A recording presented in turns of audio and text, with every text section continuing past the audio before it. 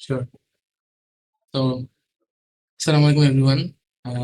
আর আমার ভয়েস তো মোটামুটি শোনা যাচ্ছে, রাইট? ওকে, ফাইন।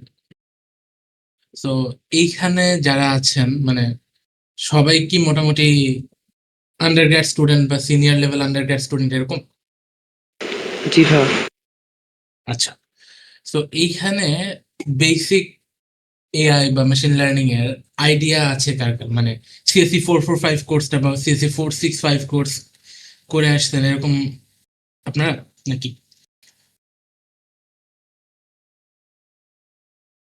আচ্ছা,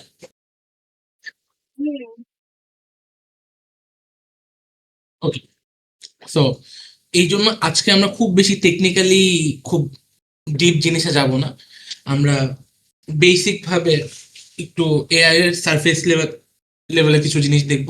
আস্তে আস্তে আমরা একটু মানে ডিপার লেভেলে যাব, হয়তো নেক্সট দুইটা সেশন আজকের থেকে একটু অ্যাডভান্স হবে। তো আমি একটু আমার স্ক্রিনটা শেয়ার করি, জাস্ট আ মিনিট।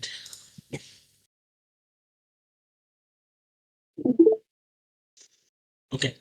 তো আই গেস একটা হোয়াইট বোর্ড আপনারা দেখতে পারতেছেন। আচ্ছা। তো প্রথমে যদিও আমি লিখে রাখছি deep learning session 1, but deep learning এর আগে একটু বেসিক মেশিন লার্নিং বা এআইটা কি এই জিনিসটা একটু বলে নিই, তাহলে অনেকের সাথে জন্য হয়তো রিলেট করতে ইজি হবে।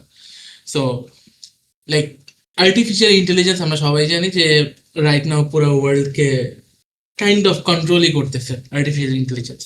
ইভেন আপনারা রোবোটিক্স সোসাইটির মেম্বার, সো আপনারা জানেন যে robotics is also a part of artificial intelligence. হ্যাঁ, বাট হয়তো দেখা যাচ্ছে রোবোটিক্স আপনাদের অনেক হার্ডওয়্যার রিলেটেড জিনিস নিয়ে ডিল করতে হচ্ছে, হোয়ারেজ আমরা হয়তো মেশিন লার্নিং বা ডিপ লার্নিং এ খুব বেশি হার্ডওয়্যার রিলেটেড জিনিস নিয়ে কথা বলবো না, বা খুব বেশি জিনিস আসলে হার্ডওয়্যারের নাই ওই ফিল্ডে। আচ্ছা, but like the thing is artificial intelligence এই ওয়ার্ডটা থেকেই আমরা আসলে একটা কিন্তু ভালো ফর্মাল ডেফিনিশন বুঝতে পারি of what is AI.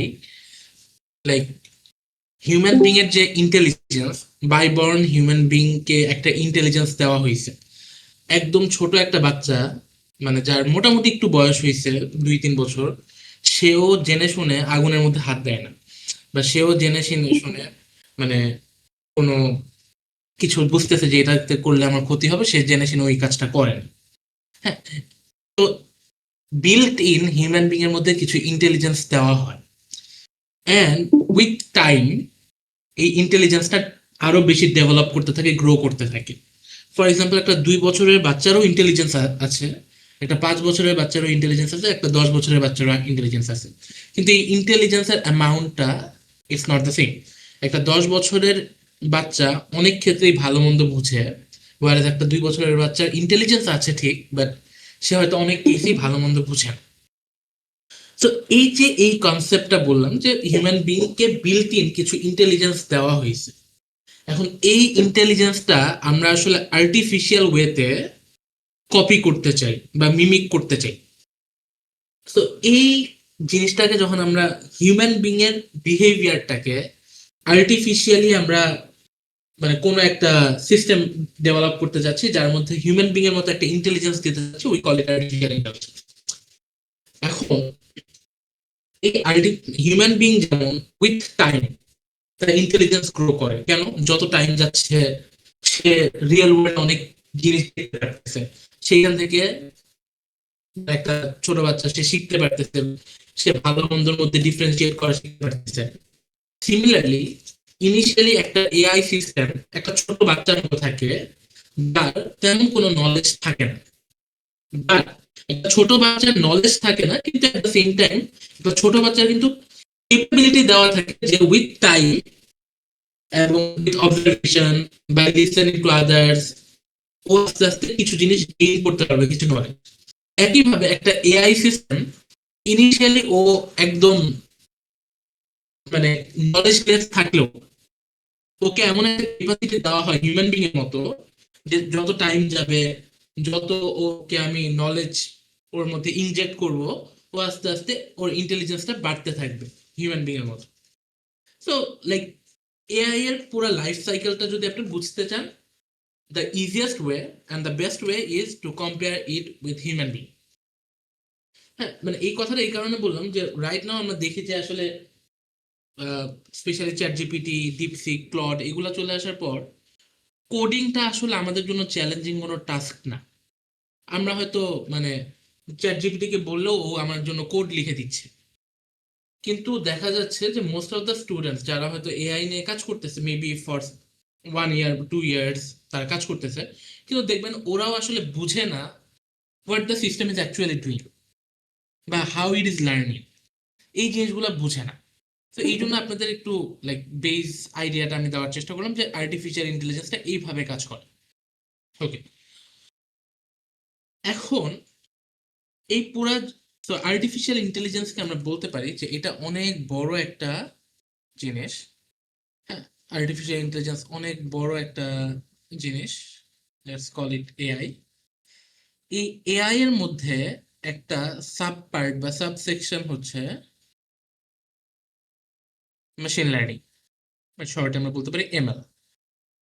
Okay, artificial ইন্টেলিজেন্সের একটা শর্ট পার্ট। কেন আর্টিফিশিয়াল ইন্টেলিজেন্সের মধ্যে এমএল ছাড়া আরো জিনিস আছে, এই যে একটু আগে বললাম robotics is a part of artificial intelligence, human computer interaction HCI নিয়ে অনেকেই কাজ করেন, পার্ট অফ আর্টিফিশিয়াল ইন্টেলিজেন্স।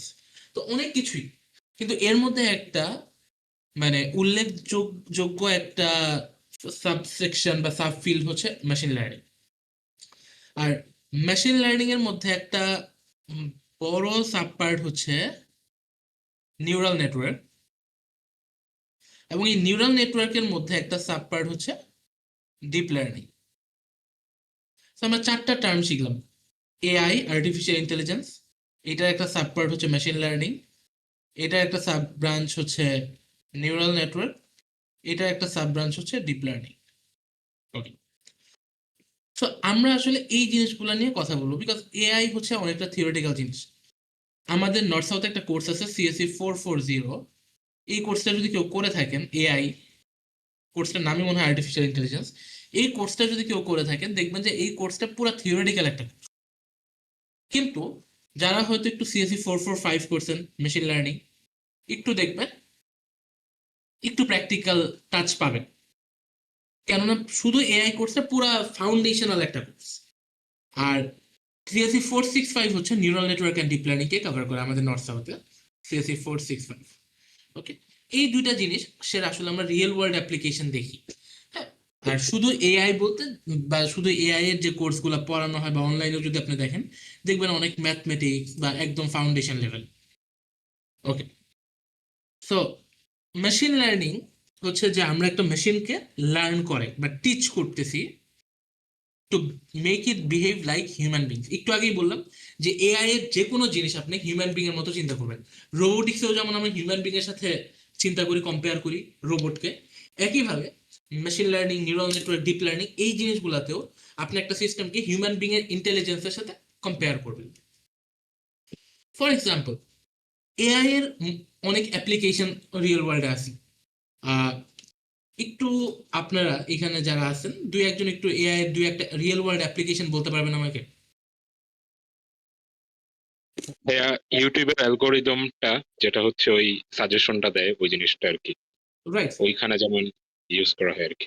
হ্যাঁ, মানে আমি যে এই টাইপের কন্টেন্ট দেখতে চাই ওই টাইপের কন্টেন্টই আমার সামনে আসতেছে। হ্যাঁ, আর এনি আদার সাজেশন অন্য কারো থেকে? Chatbot. Chatbot, okay, great one. Any other one? মানে আমরা একটু সেশনটা একটু ইন্টারঅ্যাক্টিভ রাখি, তাহলে গল্প করতে করতে পড়াটা ইজি হয়। ওকে, এনি আদার ওয়ান, মানে ভুল হইতে পারে, বলেন যে ভাইয়া, এআই। হ্যাঁ, বলেন। ওই যে টেসলার যে গাড়িগুলো আর কি, ওটা electric self driving cars. Self driving car আর কি। হ্যাঁ, রাইট, ভেরি গুড। আর কোন এক্সাম্পল? এরপর traffic system computer vision use করা হয়। আহ, রাইট, ট্রাফিক সিস্টেমে কম্পিউটার ভিশন ইউজ করা হয়, ভেরি গুড। তো এইভাবে করে দেখবেন যে প্রত্যেকটা ফিল্ডে এআই এর অ্যাপ্লিকেশন আছে। এবং এই এতগুলা ফিল্ডের মধ্যে একটা ইম্পর্টেন্ট ফিল্ড হয়তো কেউ বলেন না এখানে, সেটা হচ্ছে হেলথ কেয়ার বা মেডিকেল ফিল্ড। হ্যাঁ, এআই ইন মেডিসিন বা এআই ইন হেলথ কেয়ার এই রিলেটেড দেখবেন প্রচুর কাজ হয়। হ্যাঁ, এবং এখন এই যে এআই বিভিন্ন ডোমেইনে আমি অ্যাপ্লাই ভাইয়া ওই করতেছি। যে সিরি ওই ভার্চুয়াল অ্যাসিস্ট্যান্ট যে সিরি আছে সেগুলোও তো হবে, রাইট? হ্যাঁ হ্যাঁ হ্যাঁ, ডেফিনেটলি। সিরি বলেন, তারপর গুগলের কিছু একটা আছে মনে হয়, Google voice. Google assistant, Google হ্যাঁ, অ্যাসিস্ট্যান্ট। রাইট। সো এগুলো সবই এআই। ওকে, তো এআই এর অ্যাপ্লিকেশন কিন্তু আসলে প্রচুর পরিমাণ। এখন এত এআই এর অ্যাপ্লিকেশন, বাট কিছু জিনিসের ধরেন আমরা বেনিফিট পাচ্ছি, যেমন ধরেন চ্যাটবট। ফর এক্সাম্পল, আপনি নর্থ সাউথ ইউনিভার্সিটিতে পড়তেছেন, আপনি নর্থ সাউথ ইউনিভার্সিটির ওয়েবসাইটে গিয়ে প্রত্যেকটা পেজে ঘাটাঘাটি করে নর্থ সাউথের ইনফরমেশন খুঁজতেছেন।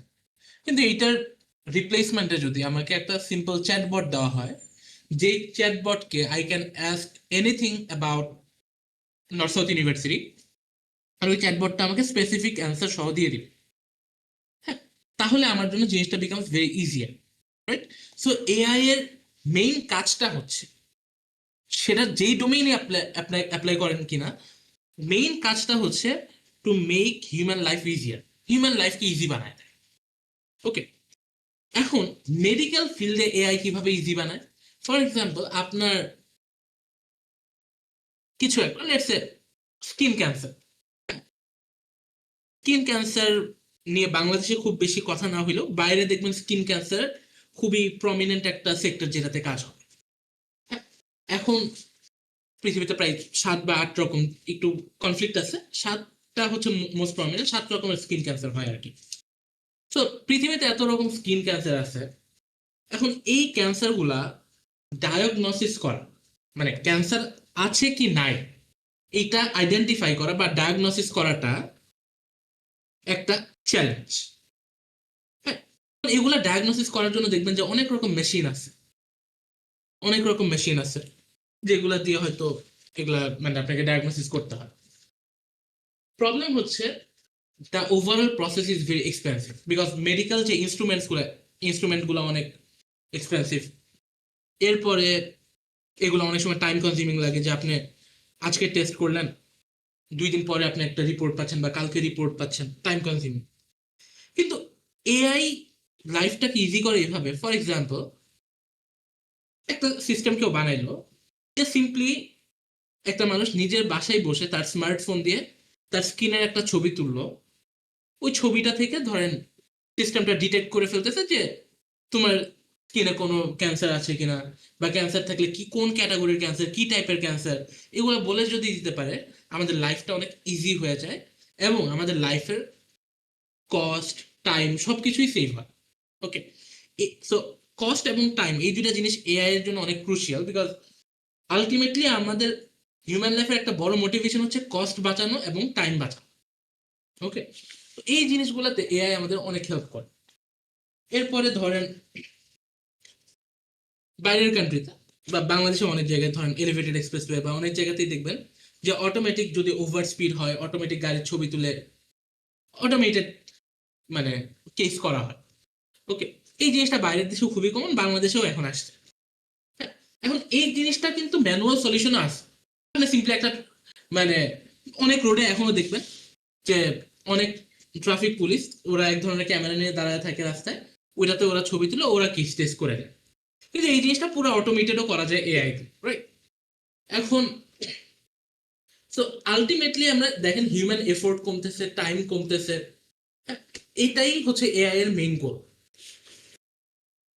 তো এই ধরনের দেখবেন যে প্রত্যেক সেক্টরেই আমরা লাইফটাকে আরো ইজি বা কনভিনিয়েন্ট করার জন্য আমরা এআই সিস্টেমস গুলো ইউজ করব।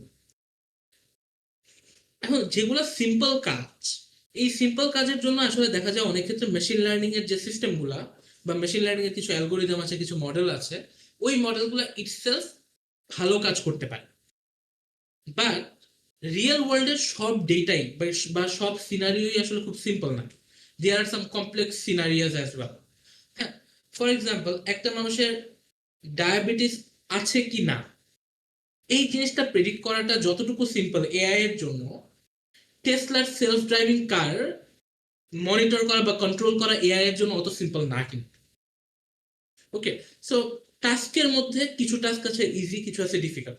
সো ডিফিকাল্ট টাস্কগুলোর জন্য হয়তো আমাদের আরো অ্যাডভান্স কিছু অ্যালগোরিদম লাগে, যেগুলা we like usually deep learning এর আমব্রেলার মধ্যে পড়ে। আর যেগুলো একেবারে সিম্পল টাস্ক ওগুলো আমরা মেশিন লার্নিং মডেলস গুলো দিয়েই করতে পারি। আচ্ছা, তো আমরা মেশিন লার্নিং ডিপ লার্নিং এ ঢোকার আগে আরেকটা জিনিস নিয়ে একটু একটা টার্মের সাথে আমরা পরিচিত হই, যদিও পপুলার টার্ম সবাই জানেন, দ্যাট ইজ ডেটা। তো এআই এর কথা বলতে গেলেই বলতে হয় যে ডেটাই সবকিছু। নো ডেটা নো এআই, এক কথায়। কেননা ওই যে শুরুতে বলছিলাম যে একটা হিউম্যান বিং, একটা চাইল্ড যখন জন্মগ্রহণ করে, ইনিশিয়ালি ওর ধরলাম যে কোনো নলেজ নেই, ওকে, ওর কোনো নলেজ নেই। বাট উইথ টাইম ওই চাইল্ডটাই আফটার 2 ইয়ার্স ওর মধ্যে কিছু নলেজ আসে। ওকে, ওর মধ্যে কিছু নলেজ আসে। আবার আরো ধরেন 5-6 বছর পর ওর মধ্যে আরো কিছু নলেজ আসে। তো নলেজ ইনক্রিজ হইতে থাকে এভাবে করে। একটা স্টেজ পর্যন্ত হিউম্যান বিং এর নলেজ ইনক্রিজ হইতেই থাকে। লেটস সে 35 ইয়ার্স ওল্ড বা 40 ইয়ার্স ওল্ড পর্যন্ত ওই মানুষের নলেজটা ইনক্রিজ হইতেই থাকে। The moment it reaches 40 years old, এরপরে দেখবেন ওই মানুষটারই আবার নলেজ কমতে থাকতেছে। রিয়েল ওয়ার্ল্ড সিনারিওটা এরকম না নাকি?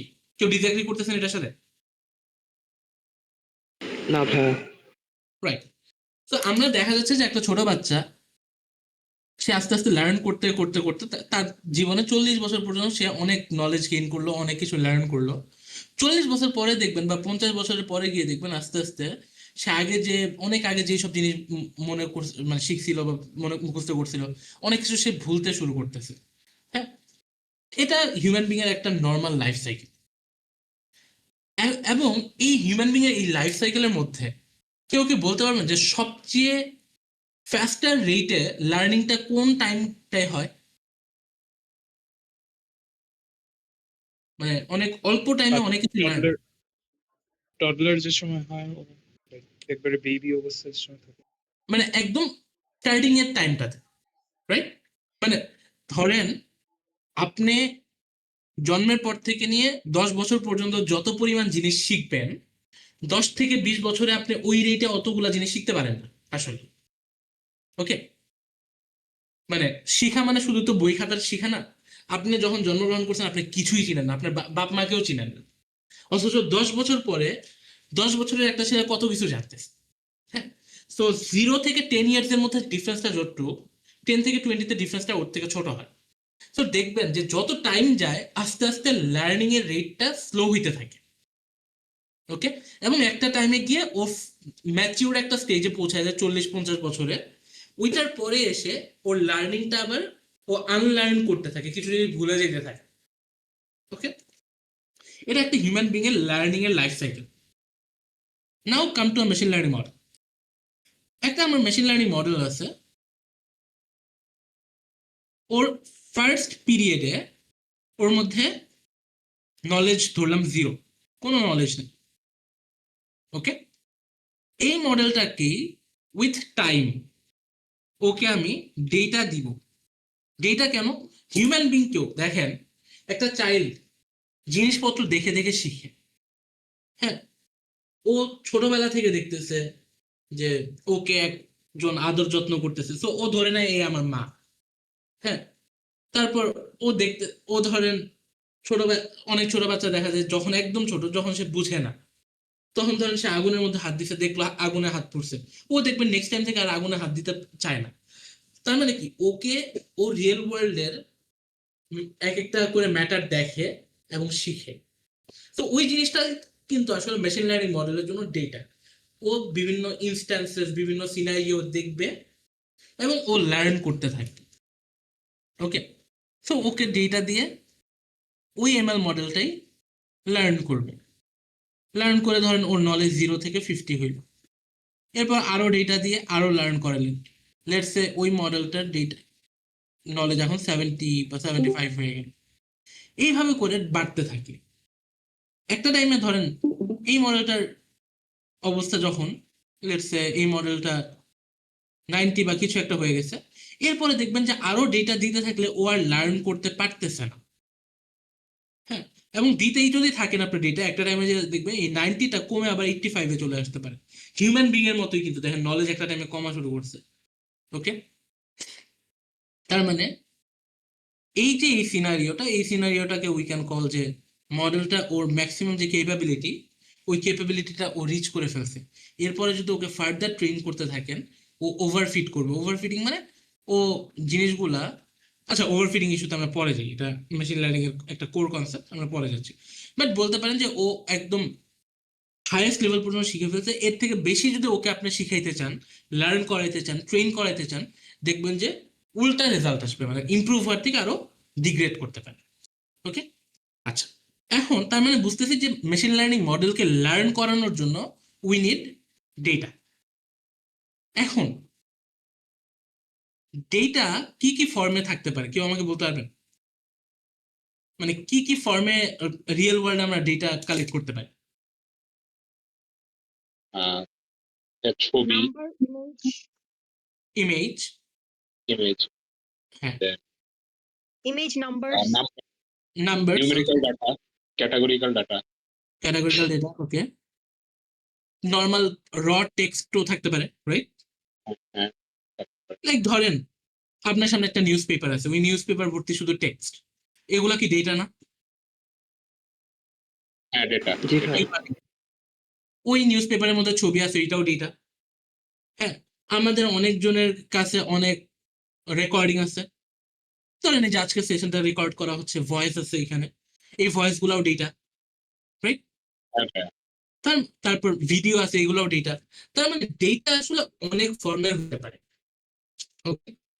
এখন কথা হচ্ছে ডেটা গুলো তো আমাদের মানে মেশিন লার্নিং বা একটা ডেটা ইউজ করার জন্য ইটস ভেরি ইম্পর্টেন্ট যে আমরা ডেটা গুলাকে আমাদের যেইভাবে দরকার ওইভাবে করে অর্গানাইজ করে নিব। Okay, so data organization is very important. এখন ডেটাটাকে আমরা বিভিন্ন ফরম্যাটে একটু ভাগ করে নিই। কমন টাইপস অফ ডেটা আমরা আসি, আনকমন ডেটা আপাতত আছে। Okay, so common types of data,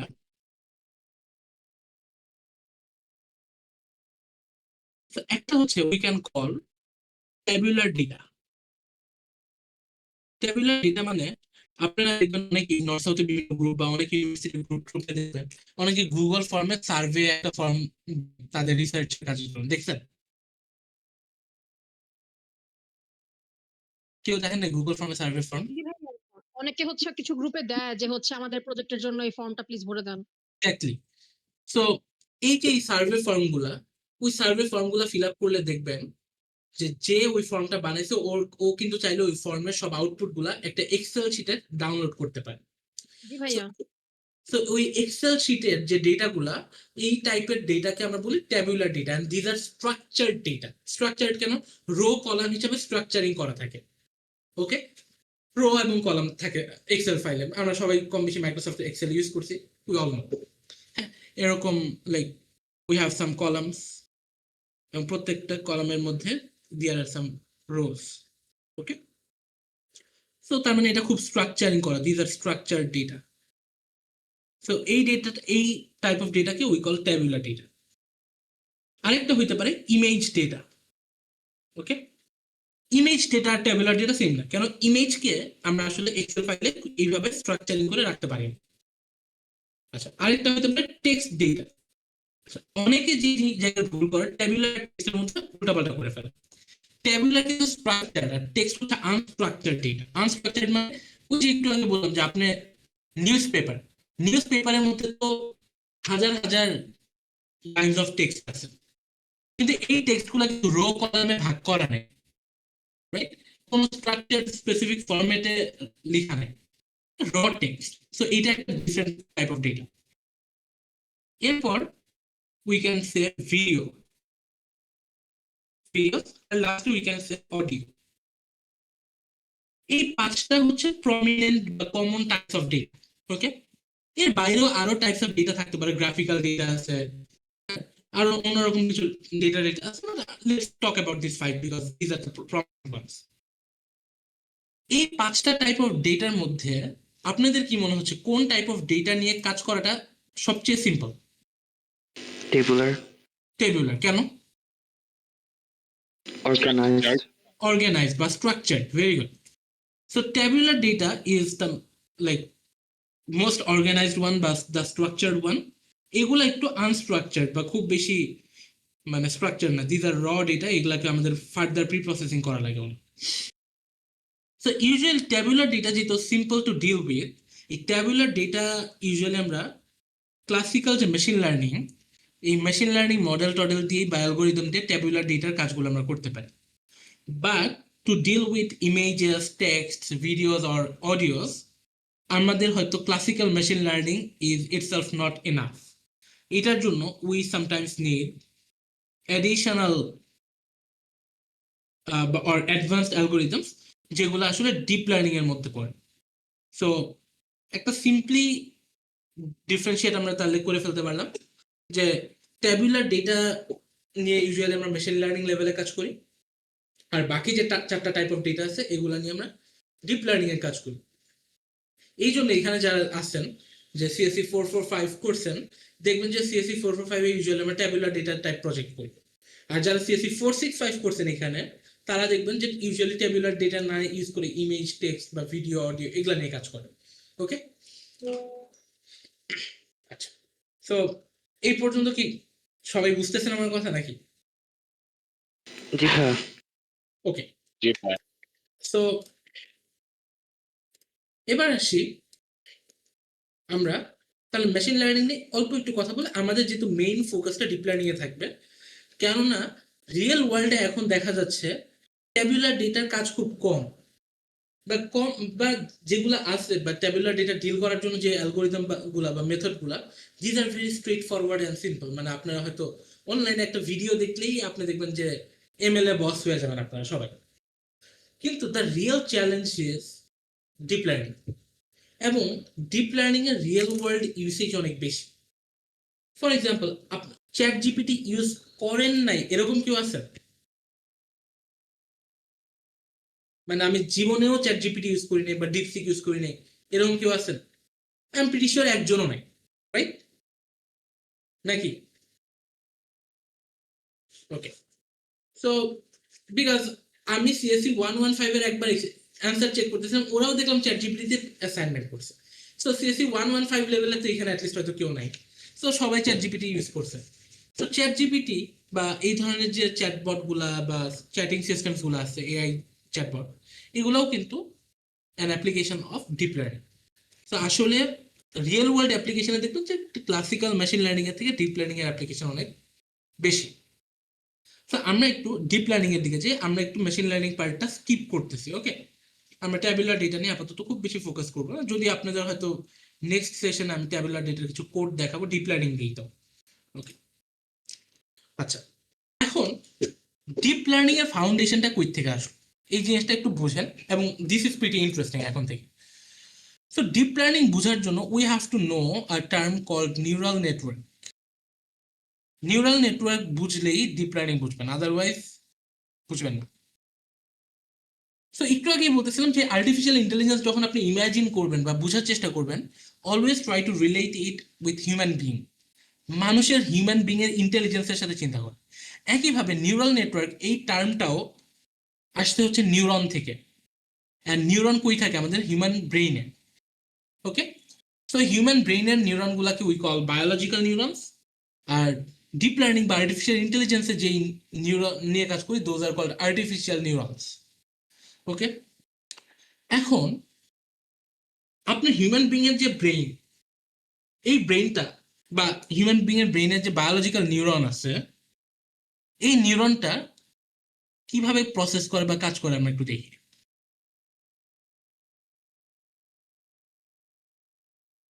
so biological neuron প্রথমে একটা সিগন্যাল রিসিভ করে, দেখবেন মনে করেন সিগন্যাল রিসিভ মানে হচ্ছে, ধরেন আপনি রাস্তায় দাঁড়ায় আছে, হঠাৎ করে দেখলেন যে একটা গাড়ি আসতেছে আপনার দিকে, আপনি চোখ দিয়ে দেখলেন, এটা হচ্ছে আপনি একটা সিগন্যাল রিসিভ করলেন।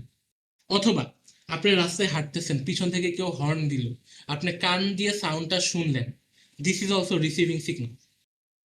অথবা আপনি একজনের সাথে কথা বলতেছেন, সে হঠাৎ করে আপনাকে একটা থাপ্পড় মার, আপনি ব্যথা পাইলেন বা স্কিনে একটা টাচ লাগলো, এইটাও হচ্ছে আ ফর্ম অফ রিসিভিং সিগন্যাল। মানে মানুষ আসলে যে কোনো ওয়েতে মানে দেখে সিগন্যাল নিতে পারে, শুনতে পারে, স্মেল করতে পারে, টাচ ফিল করতে পারে, এগুলোর মাধ্যমে উই রিসিভ সাম সিগন্যালস। সিগন্যালটা রিসিভ করার পর হিউম্যান ব্রেইন যেটা করে সেটা হচ্ছে প্রসেসিং করে যে সিগন্যালটা কিসের। ফর এক্সাম্পল, আপনি রাস্তা দিয়ে হাঁটতেছেন, হঠাৎ করে গাড়ির হর্ন শুনতে পাইলেন, আপনার কান আপনাকে একটা সিগন্যাল দিচ্ছে যে একটা এরকম একটা সাউন্ড শুনছে। আপনার ব্রেইন এবার প্রসেস করতেছে যে এই সাউন্ডটা কিসের হইতে পারে, এটা কি ইন্ডিকেট করতে পারে। ওকে, প্রসেস করলেন এবং ব্রেইন আপনাকে বলল যে তার মানে তোমার পিছে একটা গাড়ি আছে, তুমি সাইড দাও। এবং আপনি একটা রিয়াকশন করলেন বা আউটপুট জেনারেট করলেন। আউটপুটটাই হচ্ছে আপনার রিয়াকশন। ওকে, আউটপুট দিলেন বা রিয়াক্ট করলেন। রিয়াক্ট কি? আপনি ওই জায়গা থেকে সরে গেলেন। ওকে, অথবা আপনি দেখতে পারতেছেন যে মানে আপনি হঠাৎ করে দেখতেছেন এই জায়গায় আগুন ধরছে সামনে। হ্যাঁ, এখন আগুন ধরছে, এটা আপনি কয়েকভাবে সিগন্যাল হয়তো রিসিভ করতেছেন। মানে ইটস নট নেসেসারি যে একভাবেই সিগন্যাল রিসিভ করতে হবে। এট আ টাইম মাল্টিপল ওয়েতে আমরা সিগন্যাল রিসিভ করতে পারি। আপনি হয়তো আগুন ধরছে এটা চোখেও দেখতেছেন, ধোঁয়া দেখতেছেন, ধোঁয়া উঠতেছে, এটা দেখে আপনি বুঝলেন আগুন ধরছে। এট দ্য সেম টাইম আপনি হয়তো আগুনের খুব কাছে থাকলে আপনি হয়তো বডিতে ওয়ার্ম ফিল করবেন। এই ফিলিং এর থ্রুতে মানে স্কিনের উপর একটা ফিলিং পাবেন, এই ফিলিং এর থ্রুতে আপনি একটা সিগন্যাল পাচ্ছেন। এগুলো প্রসেস করে আপনি একটা রিয়াক্ট করবেন বা আউটপুট প্রডিউস করবেন। সেই আউটপুটটা কি হইতে পারে? আপনি ওই জায়গা থেকে সরে যেতে পারেন, অথবা আপনার কাছে পানি থাকলে বা কোনোভাবে ম্যানেজ করতে পারলে আপনি পানি ঢালতে পারেন। Like this is how biological neurons work. তার মানে বায়োলজিক্যাল নিউরন, হিউম্যান বিং এর নিউরন সিগন্যাল রিসিভ করে, প্রসেস করে, এবং ওই প্রসেস অনুযায়ী ও একটা আউটপুট জেনারেট করে বা একটা রিয়াক্ট করে।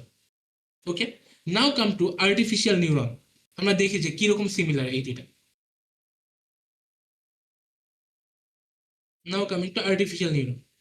সিমিলারলি আর্টিফিশিয়াল নিউরনও receive signal. Okay, signal receive করে। এটাকে আমরা সিগন্যাল ওয়ার্ডটা খুব বেশি ইউজ না করে আমরা ইনপুট বলতে পারি, যে ও ইনপুট রিসিভ করতেছে।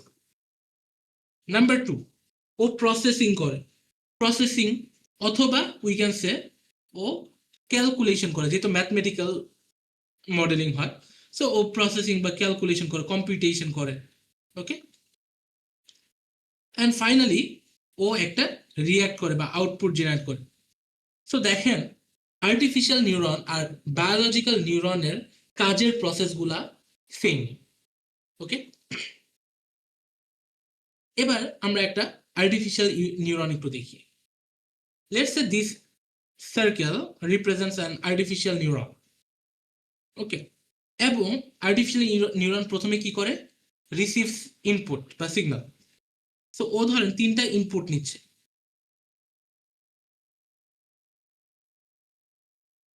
দেন এই ইনপুট নিয়ে ও একটা প্রসেসিং করবে এবং সাথে একটা আউটপুট বের করবে। আমরা এবার একটা এক্সাম্পল দিয়ে একটু বোঝার চেষ্টা করি। ফর এক্সাম্পল, কালকে আপনি ইউনিভার্সিটিতে যাবেন কি যাবেন না, এই ডিসিশনটা ধরেন এই আর্টিফিশিয়াল নিউরনটাকে ইউজ করে আপনি নিতে চাচ্ছেন। ওকে, এই আর্টিফিশিয়াল নিউরনের থেকে আপনি একটা অ্যাসিস্ট্যান্স চাচ্ছেন যে আপনি কি কালকে ইউনিভার্সিটিতে যাওয়া উচিত কি উচিত না, যাবেন কি যাবেন। এখন এইটার জন্য ওই আর্টিফিশিয়াল নিউরনকে আপনার কিছু সিগন্যাল বা ইনপুট দিতে হবে। ইনপুট হচ্ছে এই 3টা input, let's call them x1, x2 and x3। So 3টা ইনপুটের আমরা মিনিংও লিখে ফেলি। লেটস সে x1 হচ্ছে ওয়েদার, যে কালকে আপনি ইউনিভার্সিটি যাবেন কি যাবেন না এটা ওয়েদারের উপর ডিপেন্ড করতে পারে। খুব এক্সেসিভ বৃষ্টি হইলে আপনি নাও যেতে পারেন ইউনিভার্সিটিতে, আবার ওয়েদার ভালো থাকলে হয়তো যাওয়ার পসিবিলিটি বেশি। ওকে, এরকম হইতে পারে। x2 আপনার হেলথ একটা ফ্যাক্টর হইতে পারে, যে আপনার হেলথ ভালো থাকলে যাবেন, বাট আপনার খুব শরীর বেশি খারাপ থাকলে আপনার ইউনিভার্সিটি যেতে পারবেন না। আরেকটা হইতে পারে যে আপনার কালকের ক্লাসের ইম্পর্টেন্স করতো, ক্লাস ইম্পর্টেন্স। কালকে আপনার যদি মিড টার্ম বা ফাইনাল থাকে, ইন দ্যাট কেস আপনি হয়তো দেখবেন যে ওয়েদার খারাপ হইলেও, হেলথ খারাপ হইলেও যাচ্ছেন। আবার অন দ্য আদার হ্যান্ড ক্লাসের লেস ইম্পর্টেন্ট ক্লাস বা ফ্যাকাল্টি বলে দিছে ক্লাসে কোনো অ্যাটেন্ডেন্স নিব না, সেই ক্ষেত্রে ওয়েদারও ভালো, আপনার হেলথও ভালো, তারপর আপনি ক্লাস মিস দিতে পারেন, দেয়ার ইজ আ চান্স। তার মানে মানে এই তিনটা কি আমাদের ইউনিভার্সিটিতে আমরা অ্যাটেন্ড করব কি করব না, এই তিনটা কি, don't you think this three are logical factors, মনে হয় না নাকি? জি ভাই। জি ভাইয়া। রাইট। সো এখন তার মানে আমি কালকে ইউনিভার্সিটিতে যাব কি যাব না, আউটপুটটা কি আসবে, ইয়াস অথবা নো, যাবো কি যাব না। কিন্তু এই ইয়াস নো আউটপুটটা জেনারেট করার জন্য আমার এই তিনটা ফ্যাক্টর বোঝারই ইম্পর্টেন্ট। হয়তো রিয়েল ওয়ার্ল্ডে এই তিনটার বাইরে আরো ফ্যাক্টর আছে, but let's take this three for example. এখন এই যে ও প্রসেসিং করবে নিউরনটা, এটার জন্য ও কিছু ম্যাথমেটিক্যাল অপারেশন করে, এবং ম্যাথমেটিক্যাল অপারেশনের জন্য আমাদের আরো কিছু প্যারামিটার দরকার হয়। সো এই x1 এর একটা করেসপন্ডিং প্যারামিটার হচ্ছে w1, x2 এর একটা করেসপন্ডিং প্যারামিটার হচ্ছে w2, x3 এর একটা করেসপন্ডিং প্যারামিটার হচ্ছে w3। এবার x1 x2 x3 তো আমরা বুঝছি, কিন্তু w1 w2 আর w3 কি এটা একটু বুঝি। সো w1 w2 w3 কে বলা হয় ওয়েট, ওকে, বা ইম্পর্টেন্স বলতে পারেন, যে কোনটার ইম্পর্টেন্স কত বেশি। লাইক আপনার ইউনিভার্সিটিতে যাওয়া না যাওয়াটা তিনটা ফ্যাক্টর উপর ডিপেন্ড করতেছে, বাট এটা কিন্তু শিওর যে তিনটা ফ্যাক্টর ইকুয়ালি ইম্পর্টেন্ট না। দেয়ার মাইট বি সাম ফ্যাক্টর যেটা ইম্পর্টেন্স বা ওয়েট অনেক বেশি, whereas there can be some other factors যেটার ইম্পর্টেন্স তুলনামূলক কম। ফর এক্সাম্পল, ক্লাস ইম্পর্টেন্সের ওয়েট হয়তো অনেক বেশি হইতে পারে। কেন? আপনার হেলথ খারাপ, ওয়েদারও খারাপ, বাট কালকে final exam, in that case আপনি কষ্ট করে হইলেও হয়তো ফাইনাল এক্সামটা অ্যাটেন্ড করার জন্য যাবেন। তার মানে x3 এর ইম্পর্টেন্সটা might be a bit more, whereas x1 এর ইম্পর্টেন্সটা হয়তো একটু কম। ওকে, ওয়েদারের ইম্পর্টেন্সটা কম, যে আজকে বৃষ্টি হচ্ছে বাট ক্লাসের ইম্পর্টেন্স যদি থাকে, আপনার হেলথ ভালো থাকে, আপনি হয়তো তাও অ্যাটেন্ড করবেন। ওকে, এখন রিয়েল ওয়ার্ল্ডে ওয়েটটা ভ্যারি করতে পারে, বাট তিনজনের ওয়েট বা ইকুয়াল মানে ইম্পর্টেন্স কিন্তু একই না। Okay, so let's take for as an example, এটার ইম্পর্টেন্স হচ্ছে 0.5, এটার ইম্পর্টেন্স 0.3, এটার ইম্পর্টেন্স হচ্ছে 0.2। Okay, this are weight. আচ্ছা, সবসময় নেসেসারি না যে ওয়েটগুলো অ্যাড করলে ওয়ানই হইতে হবে, মানে আমি জাস্ট এক্সাম্পল হিসেবে দিলাম। তার মানে এই যে আউটপুটটা ইয়াস বা নো, এই জিনিসটা এখন আমার ডিপেন্ড করতেছে কিসের কিসের উপর, x1 x2 x3 আর w1 w2 w3। এই জিনিসটাকে আমরা ম্যাথমেটিক্যালি লিখি w1 x1। কেন? w1 হচ্ছে x1 এর ওয়েট, মানে this is basically weighted averaging type জিনিস। Okay, w3 x3। সো এইটা হচ্ছে আমার প্রেডিকশনের একটা, মানে আমার y মানে হচ্ছে আমার প্রেডিকশন। এই প্রেডিকশনের ইকুয়েশনটা হচ্ছে এরকম, যে y equals to w1 x1 plus w2 x2 plus w3 x3। ওকে, তার মানে দেখেন, আমাকে যদি সিগন্যাল দেওয়া হয়, সিগন্যাল মানে হচ্ছে রিসিভ সিগন্যাল বা ইনপুট হচ্ছে x1 x2 x3, দেন আমি কিছু প্রসেসিং করলাম, মানে এই যে ম্যাথগুলা করলাম, দেন আমি আউটপুট মানে y পেয়ে যাচ্ছি। y is basically yes or no. Okay, সবাই কি বুঝতে পারতেছেন নাকি? জি ভাইয়া। এখন কথা হচ্ছে যে আমরা যে এক্সাম্পলটা দেখলাম, এখানে কয়টা নিউরন ছিল? তিনটা। রাইট। এইখানে না, তিনটা নিউরন ছিল না, নিউরন কিন্তু একটা, আমার সিগন্যাল তিনটা, মানে এই গোলটা হচ্ছে নিউরন। ওকে, তাহলে মানে নিউরনটা কিভাবে প্রস্তুত হচ্ছে না নিউরনের কি মানে? মানে নিউরনটা তিনটা ইনপুট নিয়ে প্রসেসিং করে একটা আউটপুট জেনারেট করতেছে। ওকে, আচ্ছা, এখন কথা হচ্ছে যে রিয়েল ওয়ার্ল্ডের টাস্কগুলো তো আসলে এত সিম্পল না, মানে আমরা এত সিম্পল টাস্কের জন্য এআই ইউজ করি না। মানে আমি জানি না, এইখানে হয়তো খুব অল্প কিছু মানুষ থাকতে পারেন যে হয়তো যে এখন যে এক্সাম্পল দিলাম, কালকে ইউনিভার্সিটি যাবো কি যাবো না, এই ধরনের জিনিস এআই কে জিজ্ঞেস করার মতো মানুষ কিন্তু আমাদের খুব কম। মানে দেয়ার আর আ ফিউ পিপল, বাট সবাই এই কাজটা কখনো করবে না, বা এইটা কখনো এআই এর মেইন গোল না। তার মানে এআই কে দিয়ে আমরা যে টাস্কগুলো করাই, এটা আসলে রাইট নাও যে এক্সাম্পলটা দেখলাম, ইউনিভার্সিটি যাবো কি যাবো না, এটার থেকে আরো কমপ্লেক্স টাস্ক হয়। সো টাস্কের কমপ্লেক্সিটি যখন বাড়ে, তখন আসলে একটা নিউরন দিয়ে এই টাস্কটা করা সম্ভব হয় না আমাদের। তখন we need multiple neurons working together. অনেকগুলা নিউরন এট আ টাইম একসাথে কাজ করলে তখন হয়তো আরো সিগনিফিকেন্টলি কমপ্লেক্স টাস্কও সহজ হয়ে যাবে। ওকে, হিউম্যান বিং এর ব্রেইনে যেমন, আপনার কি মনে হয় যে আপনি যখন আপনার ব্রেইন যখন একটা ডিসিশন নেয়, একটা নিউরন কাজ করে আপনার মনে হয়, নাকি অনেকগুলো নিউরন কাজ করে একসাথে? অনেকগুলা, রাইট? এগুলো সিমিলারলি রিয়েল ওয়ার্ল্ডে ওই একটা নিউরন দিয়ে আপনি হয়তো খুব ভালো ডিসিশনে রিচ করতে পারবেন। এইটার জন্য we need multiple neurons working together. এখন আমি যদি অনেকগুলো নিউরন দিয়ে একটা নেটওয়ার্ক বানায় ফেলি, এটাকে কি আমি নিউরাল নেটওয়ার্ক বানায় বলতে পারি না? বলতে পারি? ওকে, ভাইয়া একটা হ্যাঁ প্রশ্ন বলেন। ছিল। হ্যাঁ বলেন। ভাইয়া সেটা হচ্ছে ভাইয়া, এখানে যেমন কি আমরা একটা নিউরনের মধ্যে ভাই আমরা বিভিন্ন ধরনের ডেটা নিচ্ছি, লাইক X1 X2 X3, এর আবার কিছু কিছু মানে কম্পিটিশনও করছি W1 W2 W3। তো ভাই এখানে তো আমরা অনেক মাল্টিপল টাইপ অফ ডেটাও নিচ্ছি নাকি ভাইয়া? এরকম জিনিসটা যে ভাইয়া মানে এক একটা নিউরন হচ্ছে এক একটা টাইপের ডেটার জন্য কাজ করে, এরকম কি জিনিসটা না না নাকি না না না বিভিন্ন ক্ষেত্রে কাজ করে? না, সব নিউরন একই টাইপ ডেটার জন্য কাজ করে, কিন্তু এইখানে যেটা আমরা দেখেছি যে একটা neuron can take in multiple signals বা মাল্টিপল ইনপুটস। ওকে, বাট সব মানে এমন না যে সবাই সব ধরনের ডেটার জন্য কাজ করে। ওকে, সবাই সেম টাইপ ডেটার জন্যই কাজ করতে পারে। তাহলে ভাই আমাদের মানে মাল্টিপলটা সিগনিফিকেন্স।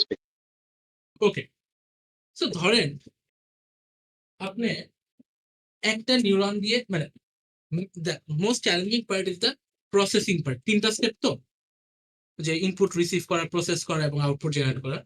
প্রসেসিং এর সময় আসলে একটা নিউরন কি একটা ইকুয়েশনই, জাস্ট একটা সিম্পল ম্যাথমেটিক্যাল ইকুয়েশন দিয়ে ও একটা প্রসেসিং করতেছে। রিয়েল রিয়েল ওয়ার্ল্ডে হয়তো এত সহজে একটা ম্যাথমেটিক্যাল ইকুয়েশন দিয়ে আমরা প্রসেসিং করে আউটপুট জেনারেট করতে পারি না। এটা একটা। 2 নাম্বার হচ্ছে মানে আমি একটু যদি দেখাই যে এখানে X1 X2 X3 এই তিনটা ইনপুটই একটা নিউরন নিতে পারতেছে, এবং এই কনসেপ্টটা আমাদের নিউরাল নেটওয়ার্কে লাগে। বাট আমি যদি X1 কে একটা নিউরনে পাস করি, X2 কে আরেকটা নিউরনে পাস করি, X3 কে আরেকটা নিউরনে পাস করি, দেন ফাইনালি যদি এই তিনটাকে মিলায় একটা নিউরনে পাস করি, তখন don't you think the processing will be far better? হ্যাঁ, এটা রাইট? বুঝা গেছে এই জিনিসটা? জি। So this is how multiple neurons work together in a network. Okay? আর এই যে নিউরনের কথা বলছি, এগুলা কি বায়োলজিক্যাল নিউরন নাকি আর্টিফিশিয়াল নিউরন? আর্টিফিশিয়াল। আর্টিফিশিয়াল। তাইলে এই নিউরাল নেটওয়ার্কটাকে can we call artificial neural network? was made by human, those equations or algorithms. Right. So these are artificial neural networks, right? So artificial neural network কে শর্টে we call ANN, এবং ANN হচ্ছে deep learning এর একদম base. ANN জিনিসটা artificial neural network. আচ্ছা ভাইয়া, আরেকটা প্রশ্ন ছিল। হ্যাঁ বলো। ভাইয়া সেটা হচ্ছে ভাইয়া লাইক এখানে মানে আর্টিফিশিয়াল নিউরাল নেটওয়ার্কের ক্ষেত্রে ভাইয়া একটা নিউরন, এটা কি ভাইয়া অনলি ভাইয়া একটা ইকুয়েশনের জন্যই হচ্ছে ট্রু, নাকি একটা নিউরনের মধ্যে মাল্টিপল ইকুয়েশনস মাল্টিপল অ্যালগরিদম থাকতে পারে? মানে জাস্ট মিডল পয়েন্ট যেই গোলটা আর কি, এটার মধ্যে like multiple equation multiple algorithms মানে এক্সিস্ট করে, মানে জিনিসটা বিল্ড হয় কেমনে, নাকি ভাইয়া only one equation? So usually normal linear মানে লাইক আমরা যেহেতু নিউরাল নেটওয়ার্ক নিয়ে ডিল করি, এখানে সেম ইকুয়েশনই থাকে। এইটার সাথে একটা আরেকটা অ্যাডিশনাল টার্ম অ্যাড হয়, সেটা হচ্ছে বায়াস। বায়াস হচ্ছে একটা প্যারামিটার, হাইপার প্যারামিটার টাইপ, বা ওইটা আপাতত বাদ দিই। সো এটা হচ্ছে একদম বেস ফর্মুলা হচ্ছে y = wx + b।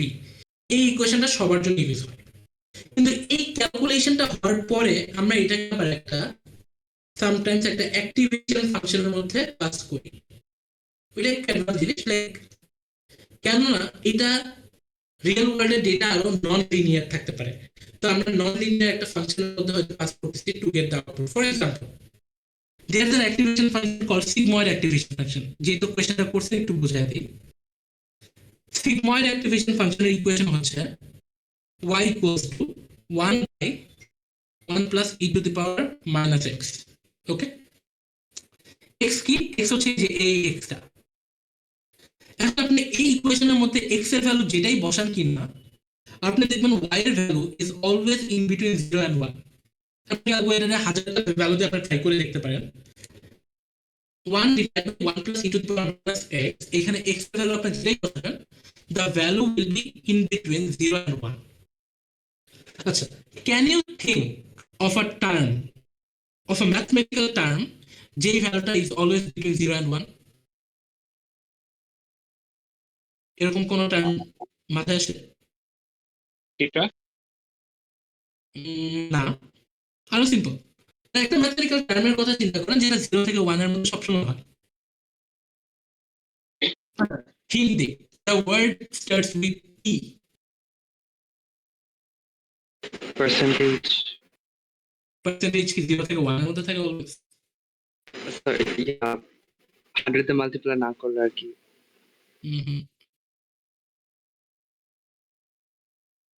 একটু চিন্তা করেন। সেকেন্ড ওয়ার্ডে বলেছিলাম PR, probability Probability. Probability.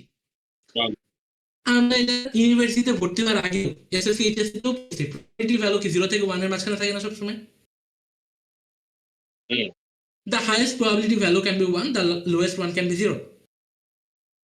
So দেখেন, আমরা এই যে এই ম্যাথটা করলাম একটু আগে, w1x1 plus w2x2, এই জিনিসটা করার পরে যে সামেশনটা আসবে এটাকে যদি আমি এই ইকুয়েশনের মধ্যে বসাই, হ্যাঁ, বা এটাকে আমি w to the power z বলতে পারি এবং এটাকে আমি z বানাই দিই। তারপর এই z এর ভ্যালুটা যদি আমি এখানে বসাই, দেখবেন যে আউটপুট আসতেছে, the output is in between 0 and 1. Okay, and 0 and 1 এর মাঝখানের ভ্যালুটা হচ্ছে প্রবাবিলিটি। সো এই প্রবাবিলিটি থেকে কিন্তু আমাদের নিউরনটা can predict the output. For example, probability যদি গ্রেটার দেন ইকুয়ালস টু 0.5 হয়, ও ধরেন প্রেডিক্ট করবে ইয়াস যে ইউনিভার্সিটি যাবেন কালকে। এলস যদি এটার থেকে কম হয়, প্রবাবিলিটি 0.5 এর কম হয়, তখন হয়তো ও প্রেডিক্ট করবে নো, যে কালকে ইউনিভার্সিটি যাবেন না। সো আলটিমেটলি ডিসিশন মেকিং কিন্তু সবসময় probability.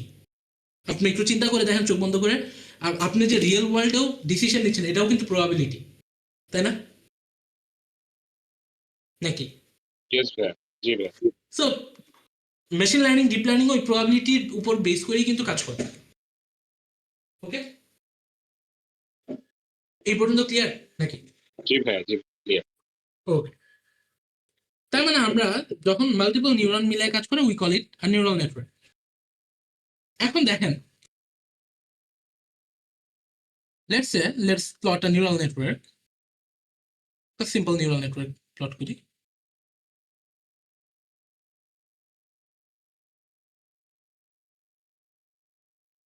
Okay, this is a very simple neural network, consists of 3 layers. This is the first layer, this is the second layer, and this is the third layer. Okay, 3টা layer আছে। এখন কিছু জিনিস একটু মনে রাখতে হবে আপনাদের। The first layer is always the input layer. Okay, একটা নিউরাল নেটওয়ার্কের প্রথম লেয়ারটা অলওয়েজ কি? Input layer. কেন? বিকজ ও ইনপুট নিবে। এই যে একটু আগে দেখাইলাম যে ও ধরেন x1 ইনপুট নিচ্ছে, ও x2 ইনপুট নিচ্ছে, ও x3 ইনপুট নিচ্ছে। আচ্ছা, ফার্স্ট লেয়ার যদি ইনপুট লেয়ার হয় তাহলে লাস্ট লেয়ার কি? আউটপুট, বিকজ ও আমাকে আউটপুট দেয়, রাইট? সো ফার্স্ট লেয়ারটা ইনপুট লেয়ার, লাস্ট লেয়ারটা is always the output layer. এখন দেখেন, ফার্স্ট আর লাস্টের মাঝখানে there can be 1 layer or more than 1 layers as well. ধরেন একটা নিউরাল নেটওয়ার্ক পাইছেন যেখানে 5টা লেয়ার আছে। সো 5টা লেয়ার মানে কি, প্রথম লেয়ারটা ইনপুট, লাস্টের লেয়ারটা আউটপুট, আর মাঝখানের যে লেয়ার্সগুলা we call this the hidden layers. Hidden layer কেন? এটা কি প্রসেসিং? হ্যাঁ, এক্স্যাক্টলি, প্রসেসিং করে। ওকে, সো মিডল যে লেয়ার্স গুলো থাকে this are hidden layers. Hidden layers কেন? বিকজ রিয়েল ওয়ার্ল্ডে ওই প্রসেসিং গুলো আমরা দেখিনি, আমাদের চোখের সামনে থেকে অ্যাবস্ট্রাক্ট করা থাকে। আমরা শুধু ইনপুট দেখতেছি, আউটপুট দেখতেছি, মাঝখানের জিনিসগুলো হিডেন থাকে from us. So this are hidden layer. তার মানে একটা নিউরাল নেটওয়ার্কে ইনপুট লেয়ার অলওয়েজ একটাই হবে, আউটপুট লেয়ার অলওয়েজ একটাই হবে, কিন্তু হিডেন লেয়ার একটাও হইতে পারে, দুইটাও হইতে পারে, তিনটাও হইতে পারে, বেশি হইতে পারে, কম হইতে পারে। ওকে, বুঝা গেছে এতটুকু? সবাই ক্লিয়ার? হ্যাঁ, আরেকটা একটু বলেন তো ভাইয়া। হ্যাঁ, হিডেন লেয়ারটা প্রসেসিং এর জন্য। হ্যাঁ, কি বলেন ভাই, আরেকবার একটু বলবেন কাইন্ডলি, একটু নেটওয়ার্কটা একটু ওকে, মানে ফার্স্ট লেয়ারটা আমাদের অলওয়েজ ইনপুট লেয়ার, লাস্ট লেয়ারটা অলওয়েজ আউটপুট লেয়ার। ওকে, হ্যাঁ। আর ফার্স্ট আর লাস্টের মাঝখানে এইখানে ধরেন একটা লেয়ার দেখতেছি আমরা, কিন্তু there can be some other neural network. ধরেন এরকম একটা নিউরাল নেটওয়ার্ক আছে,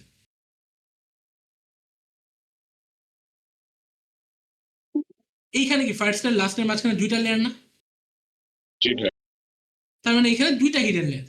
তার মানে ইনপুট লেয়ার অলওয়েজ একটাই হবে, আউটপুট লেয়ারও অলওয়েজ একটাই হবে, কিন্তু হিডেন লেয়ার একটাও হইতে পারে, আবার তার থেকে বেশি হইতে পারে। বুঝা গেছে? জি ভাই। ওকে, সো ফার্স্ট লেয়ার ইনপুট নেয়, লাস্ট লেয়ার আউটপুট দেয়, আর হিডেন লেয়ার হচ্ছে প্রসেসিং করে, ম্যাথমেটিক্যাল অপারেশনস গুলা কন্ডাক্ট করে। ওকে, এখন সো ভাইয়া হিডেন লেয়ার কয়টা হবে এটা কিসের উপর ডিপেন্ড করে? আচ্ছা, হিডেন লেয়ার কয়টা হবে এটার কোনো ফিক্সড রুল নাই। আমরা হিডেন লেয়ার বাড়ায়ও দেখতে পারি, কমেও দেখতে পারি, এই জিনিসটা ট্রায়াল অ্যান্ড এরর করে দেখতে হয়। Okay, there is no fixed rule যে হিডেন লেয়ার কয়টা হবে। বুঝা গেছে? ওকে, এখন দেখেন, একটু আগে আমরা একটা জিনিস দেখতেছিলাম যে W1 W2 W3 মানে ওয়েটস যেগুলা কেন বলি। সো এই নিউরাল নেটওয়ার্কে ওয়েট গুলা কিভাবে কাজ করে? তো দেখেন, প্রত্যেকটা নিউরন প্রত্যেকটার সাথে কানেক্টেড থাকে।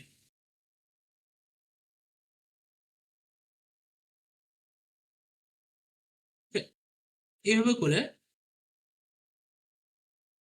প্রত্যেকটা নিউরন প্রত্যেকটার সাথে কানেক্টেড থাকে।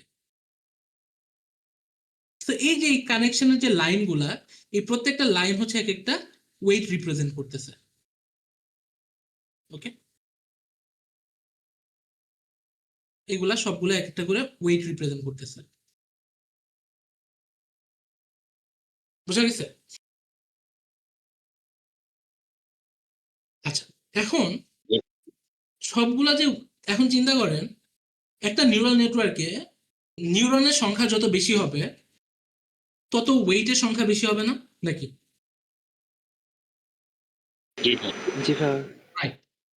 আচ্ছা, এই যে ওয়েট, এই ওয়েট গুলাকে বলা হয় লার্নেবল প্যারামিটারস বা ট্রেনেবল প্যারামিটারস। মানে কি?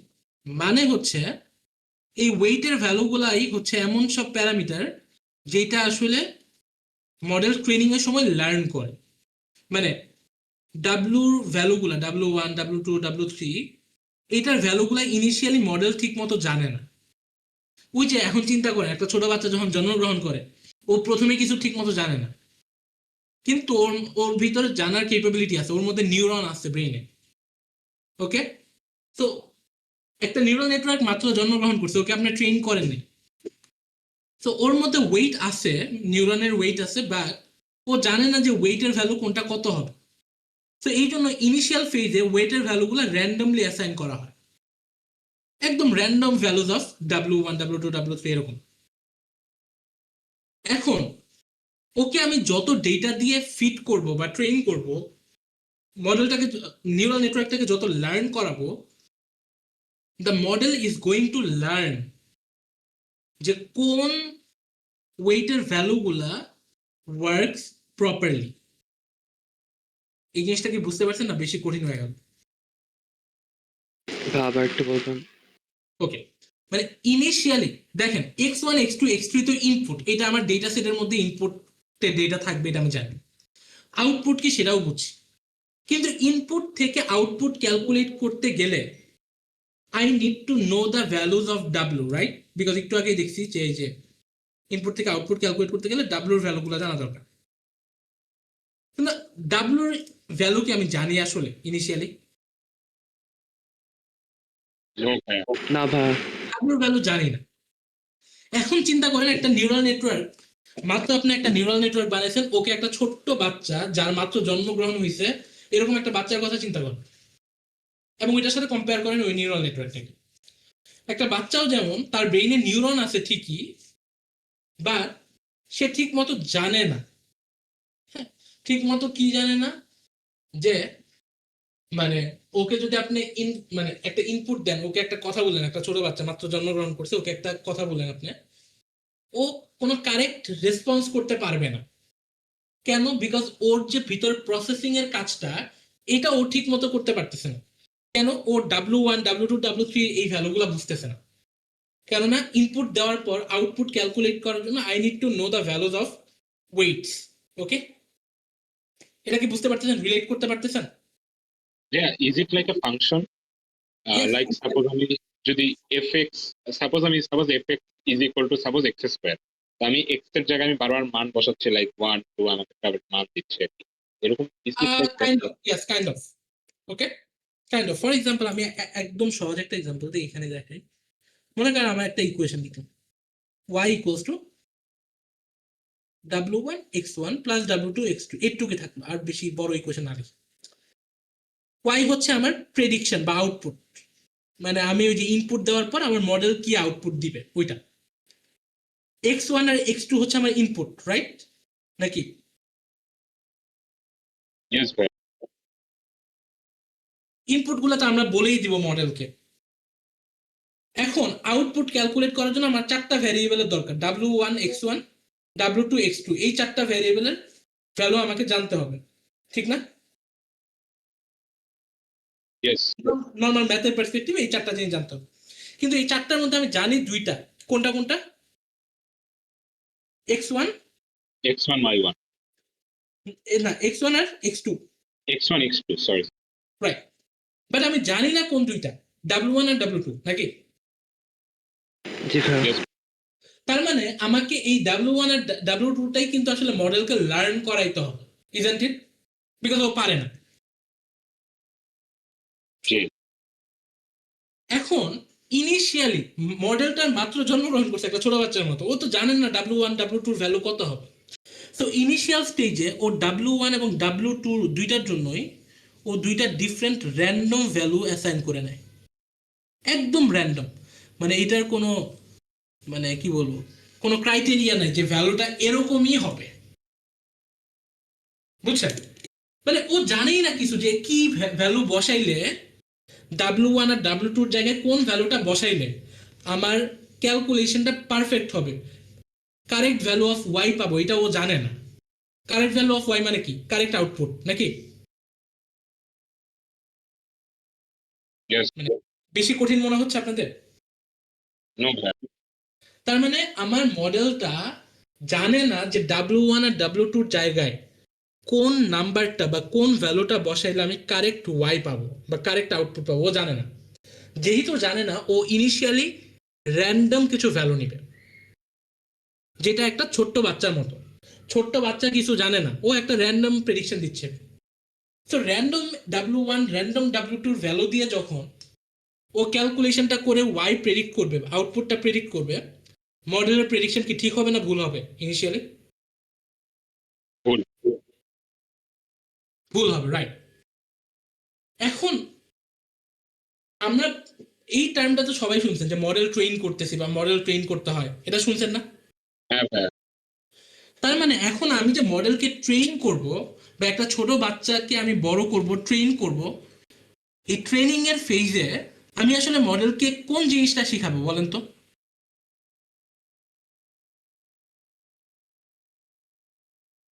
আবার বুঝি। আইডেন্টিফাইং দ্য নাম্বারস, হ্যাঁ, আইডেন্টিফাইং কি? identifying the inputs or the numbers, how actually like what is the input thing, আচ্ছা like দেখেন, input parameter. একটু বোঝেন, এতক্ষণ মডেল কোন জিনিসটা র্যান্ডমলি প্রেডিক্ট করতেছিল বা গেস করে নিচ্ছিল? W1, W2. W1 আর W2, এই দুইটা জিনিস ও র্যান্ডমলি গেস করতেছিল। কেন? ও তো জানে না। তার মানে আমাকে কি মডেল ট্রেনিং মানে ক্যান আই সে যে আমি I will teach the model to learn the perfect values of W1 and W2, এটাকে আমি বলতে পারি?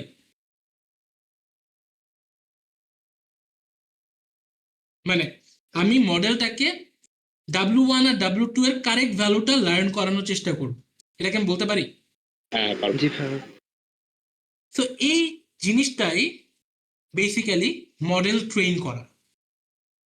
মানে মডেল ট্রেনিং এর সময় it actually learns the best values of W1 and W2। কেন?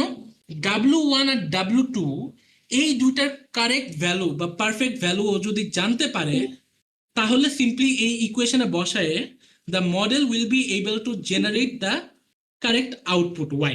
ঠিক না নাকি? জি ভাইয়া। রাইট। সো এখন বুঝছেন যে ট্রেনিং এর অবজেক্টিভটা কি? ট্রেনিং এর অবজেক্টিভ হচ্ছে to find or to teach the model to know what is the best value for W1 and W2। এটা কি বুঝতে পারছেন? জি ভাইয়া। ওকে, এখন যত টাইম যাবে মানে এখন আমরা মডেলটাকে ট্রেন করব এবং ট্রেন করে এই W1 W2 বেস্ট ভ্যালুটা খুঁজে বের করব।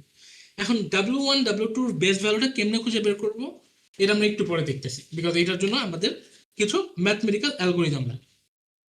আচ্ছা, এখন এটার জন্য আমাদের একটা টার্ম বুঝতে হবে, সেটা হচ্ছে লস বা এরর। লস বা এরর হচ্ছে আমার মডেলকে আমি র্যান্ডম একটা W1 W2 দিয়ে হইলেও তো একটা আউটপুট জেনারেট করতে পারছে, রাইট? ওয়াই? তা আমার মডেলের যে প্রেডিকশন,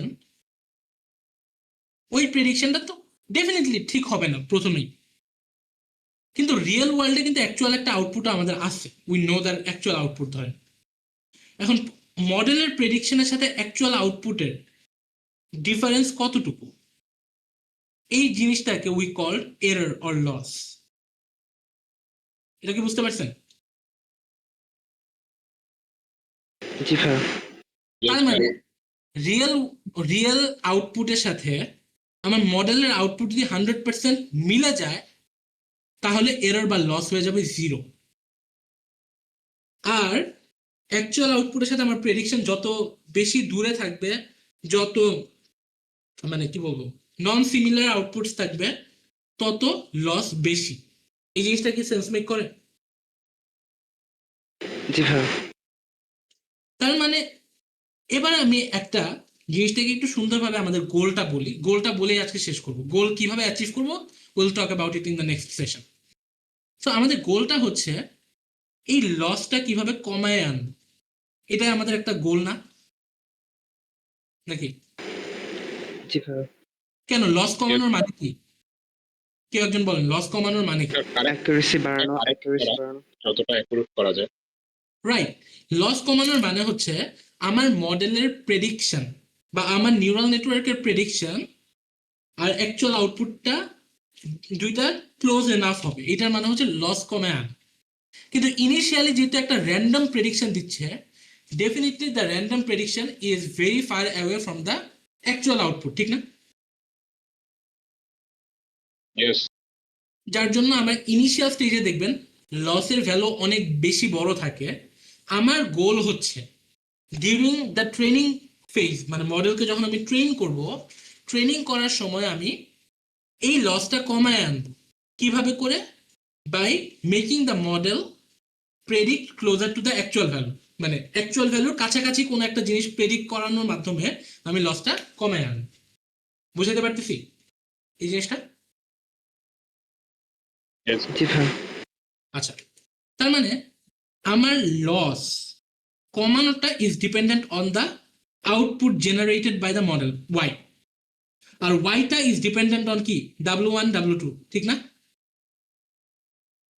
হুম, তার মানে একই কথা, ওই যে এতক্ষণ যেটা ঘোরায় পেঁচায় বলতেছিলাম, যে আলটিমেটলি আমাকে W1 আর W2 এর ভালো একটা ভ্যালু ফাইন্ড আউট করতে হবে, যেই ভ্যালুটা আমি এই ইকুয়েশনে বসাইলে আমি এমন একটা আউটপুট বা ওয়াই পাবো যেটা আমার অ্যাকচুয়াল ভ্যালুর কাছাকাছি। পুরা জিনিসটা কি বুঝতে পারছেন? মানে গোলটা ক্লিয়ার হয়েছে নাকি আবার বলি? জি ভাইয়া। Okay, so this is our goal. আমাদের গোল হচ্ছে তার মানে লস কমানো, আর লস কমাইতে গেলে আমাদের W1 আর W2 ভ্যালুকে আপডেট করতে হবে, এবং will have to find the best values for W1 and W2 to minimize the loss. এটা হচ্ছে আমাদের গোল। এখন এই লস কিভাবে কমাবো we will study in the next session. Okay, আমি এটা একটু লিখে রাখি, নাহলে আমিও ভুলে যাব। How to minimize the loss.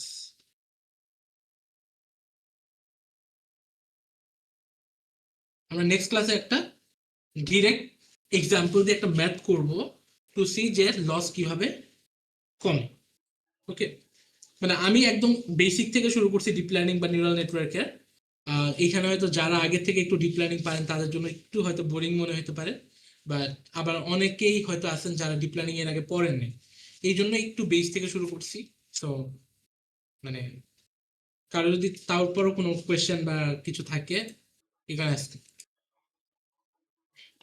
ভাইয়া, একটা প্রশ্ন ছিল ভাইয়া, মেবি এটা আপনি আগে মানে এই যে আজকের সেশনে মেবি একটু বলেছেন, বাট আমি তো আরেকবার একটু ক্লিয়ার করতে চাচ্ছি জিনিসটা ভাইয়া। সেটা হচ্ছে এই যে ওয়েট হ্যাঁ, যে জিনিসটা আপনি যে বললেন যে আমাদের টার্গেট হচ্ছে এটাকে অ্যাকুরেট করা, অথবা মানে এইটা এমন একটা নেওয়া জানে আমার আউটপুটটা কারেক্ট হয়, রাইট? এটার যে রাইট রাইট। ভ্যালুটা আছে। তো ভাই এই ভ্যালুটা আপনি একটু আগে বলেছিলেন যে মানে অ্যাকুরেট করার জন্য আমাদের কিছু অ্যালগোরিদম এখানে হচ্ছে আমাদের ইনপুট করতে হয় এটার মধ্যে, যেন এটা ঠিক হয়। হ্যাঁ, তাহলে ভাইয়া আলটিমেটলি এই ওয়েটটা তাহলে ভাইয়া কি দাঁড়াইতেছে, মানে মানে what is the weight actually, মানে ওভারঅল যদি বলি যে, তো এখানে মানে আমরা তো জানি যে আউটপুট থেকে আমার এই মাঝখানে হচ্ছে এই এই যে যে আপনি যে লাইনগুলো যে টানলেন, লিনিয়ার লাইনগুলা, মানে নিউরন পর্যন্ত, মানে হিডেন লেয়ার পর্যন্ত।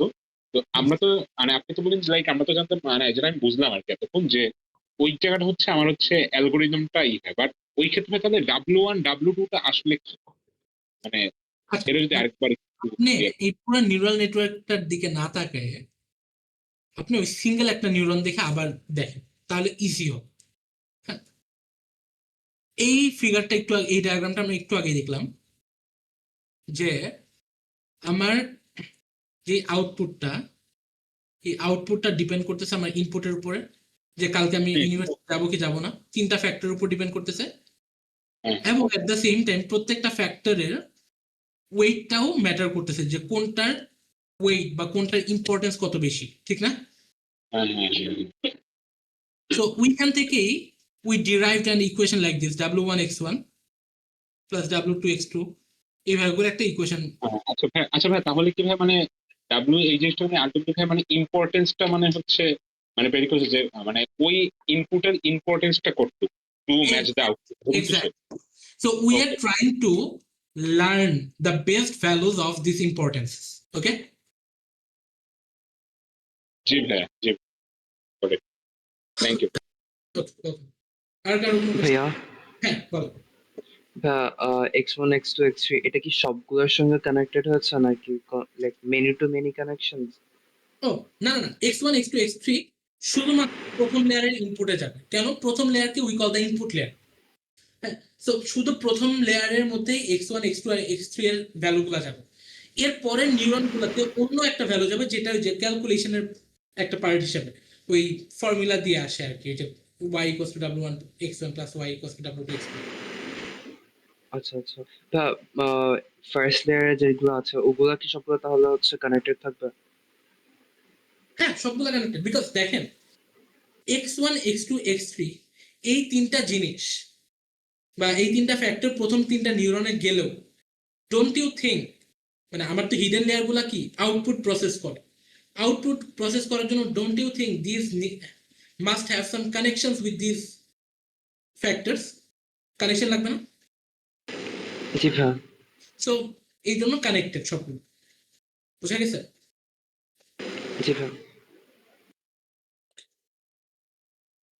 আর কারো কোশ্চেন? জিনিসটা কি লাইক অনেকটা এরকম যে মানে কানেক্টেড থাকার রিজনটা যে আমার প্রতিটা ইনপুট দিয়েই তো আমার আসলে মানে প্রতিটা নিউরনকে আসলে আমার মানে একটা অ্যালগোরিদমে এনে হচ্ছে আউটপুট আনা লাগে, এরকম কোনো মানে চিন্তা করেন এরকম যে এখানে তিনটা লেয়ার আছে। তো প্রথম লেয়ার আমি ইনপুট দিলাম, ওইখান থেকে প্রসেসিং করে কিছু একটা সেকেন্ড লেয়ারে যাবে, সেকেন্ড লেয়ার থেকে প্রসেসিং হয়ে কিছু একটা থার্ড লেয়ারে যাবে, এইভাবে করে আগাইতে থাকবে। তাহলে কি হবে, আলটিমেটলি প্রথম লেয়ারের ইম্প্যাক্টটা সবগুলাতেই থাকতে থাকতে, মানে প্রথম লেয়ারে তো আমি ইনপুটটা মানে যদি প্রথম লেয়ারের সাথে আমি সেকেন্ড লেয়ারের কানেকশনটা কেটে দিই, তাহলে সেকেন্ড লেয়ার তো বুঝবেই না যে আমার ইনপুট কি। আমি কি বুঝাতে পারছি? হ্যাঁ ভাই বুঝতে পারি। আর কারো কোনো কোয়েশ্চেন? ওকে, সো যদি কোয়েশ্চেন না থাকে তাহলে আমরা এইখানে সেশনটা শেষ করি।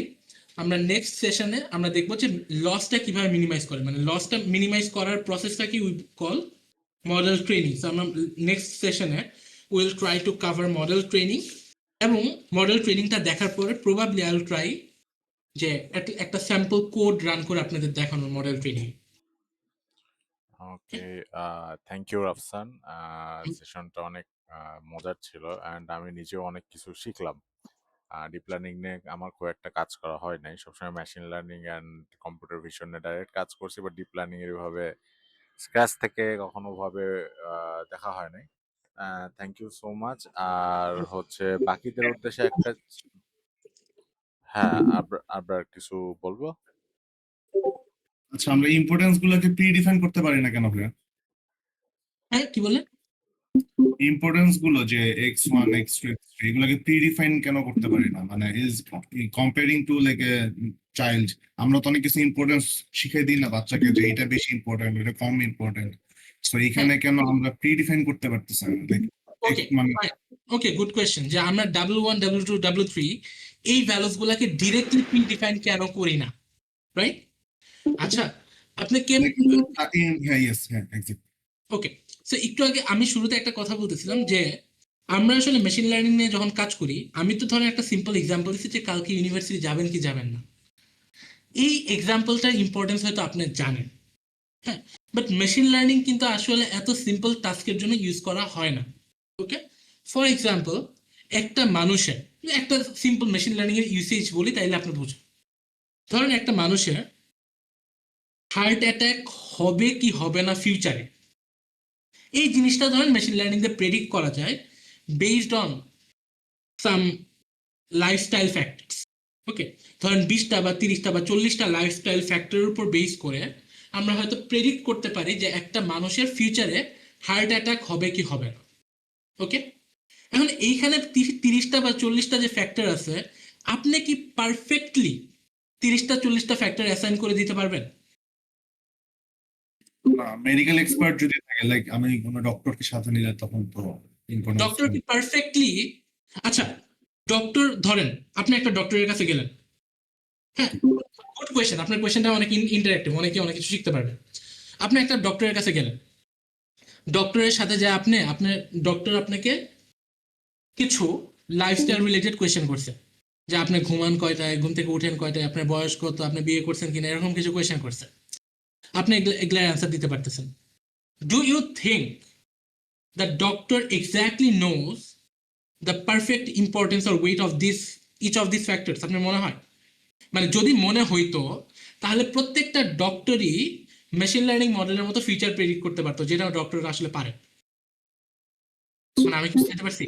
ওকে, হ্যাঁ, মানে আপনি যদি একটা ডক্টরকে যা বলেন যে স্যার নেক্সট 20 বছর বা 30 বছর পরে আমার হার্ট অ্যাটাক হবে কিনা, বা আমার ডায়াবেটিস হবে কিনা, আমার স্কিন ক্যান্সার হবে কিনা, আপনার মনে হয় বাংলাদেশ কেন কোনো পুরো পৃথিবীর কোনো ডক্টর বলতে পারবে এটা? না, এটা বলা পসিবল না। পারবে না। এখন বলবেন যে মেশিন লার্নিং কি পারফেক্টলি বলতে পারে? দ্য অ্যান্সার ইজ নো, পারে না। But in most of the cases আমরা যখন মেশিন লার্নিং মডেলকে রিয়েল ওয়ার্ল্ড সিনারিওতে টেস্ট করি, তখন আমরা দেখি যে মেশিন লার্নিং মডেল 90 to 95% কেসে কারেক্টলি বলতে পারে। বাট আপনার কি মনে হয় দুনিয়ার কোনো ডক্টর 95% অ্যাকিউরেটলি বলতে পারবে? এটা কখনোই পারবে না। হ্যাঁ, মানে কেননা একটা দুইটা বা তিনটা ফ্যাক্টর যদি হইতো তাহলে হয়তো চিন্তা করে দেখা যেত হিউম্যান বিং ম্যানুয়াল ক্যালকুলেশন করে একটা প্রেডিকশন দিতে পারতো। কিন্তু রিয়েল ওয়ার্ল্ডে তো আসলে ফ্যাক্টর অনেকগুলো। মানে ইউ ক্যান নট সে যে আমার হার্ট অ্যাটাক হবে কি হবে না এটা কি আপনি ফিক্সড বলে দিতে পারবেন যে এই দুইটা তিনটা ফ্যাক্টরের মধ্যেই সীমাবদ্ধ, এরকম বলতে পারবেন? না, অনেকগুলো পারবেন না। factor। রিয়েল ওয়ার্ল্ডে দেয়ার আর আ লট অফ ফ্যাক্টরস। এই এই জন্য সো এতগুলো ফ্যাক্টর যখন একসাথে কাজ করে it's very difficult for a human being to assign perfect weight values. বুঝা গেছে? আচ্ছা, বুঝতে পারছি। যার জন্য আমাদের একটা Yeah. ম্যাথমেটিক্যাল বলেন এমএল এর অ্যাকুরেসি যদি ভাই আমরা 99 পয়েন্ট সামথিং আরো বেশি নিয়ে আসি, ওই ক্ষেত্রে কি ভাইয়া মানে এমএলও কি পারফেক্টলি করতে পারবে না জিনিসটাকে? হ্যাঁ ডেফিনেটলি। হ্যাঁ, আচ্ছা। এখন এইখানে একটা কথা আছে আবার, মানে এইখানে একটা লুপ হোল আছে যে অ্যাকিউরেসি 99 পয়েন্ট ধরেন 100% অ্যাকিউরেসি। এখন 100% অ্যাকিউরেসি আপনি বলতেছেন কিভাবে? ধরেন আপনি 100টা মানুষের উপর আপনার এমএল সিস্টেমটাকে টেস্ট করছেন এবং দেখছেন ও 100টা মানুষের জন্যই কারেক্ট প্রেডিকশন দিছে, তাইলে তো 100% অ্যাকিউরেসি হয় নাকি? হ্যাঁ হ্যাঁ Now there can be a loophole or there can be a question যে আপনি আসলে যে 100টা মানুষকে দিয়ে টেস্ট করছেন এমএল সিস্টেমটাকে, ওই 100টা মানুষ বা 100টা মানুষ কি পুরা সব কমিউনিটিকে রিপ্রেজেন্ট করে কিনা, এটা একটা বড় কোয়েশ্চেন। আমি কি বুঝাতে পারছি? ইয়েস ভাইয়া মানে এমএল সিস্টেম টেস্ট করার সময় it's important to test the system on different types of scenarios or on different data from different domains.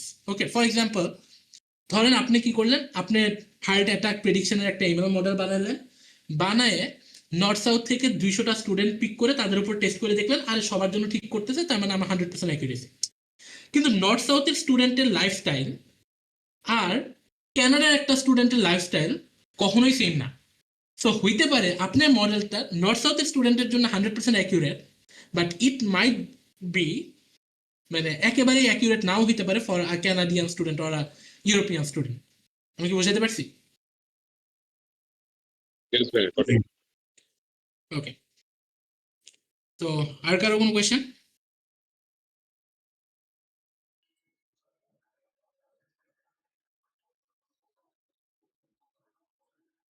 কোনো কোয়েশ্চেন নাই?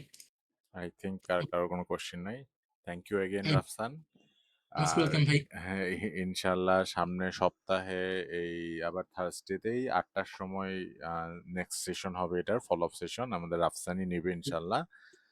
আর এর মধ্যে কারো যদি এই সেশনটার যদি রেকর্ডিং দরকার পড়ে, সেশনটার রেকর্ডিং ইনশাল্লাহ আমরা হচ্ছে আমাদের যে ইউটিউব চ্যানেলটা থাকে ওখানে আমরা আপলোড দিয়ে দিব, দিয়ে লিঙ্কটাও আমাদের মেসেঞ্জার গ্রুপে শেয়ার দিয়ে দিব।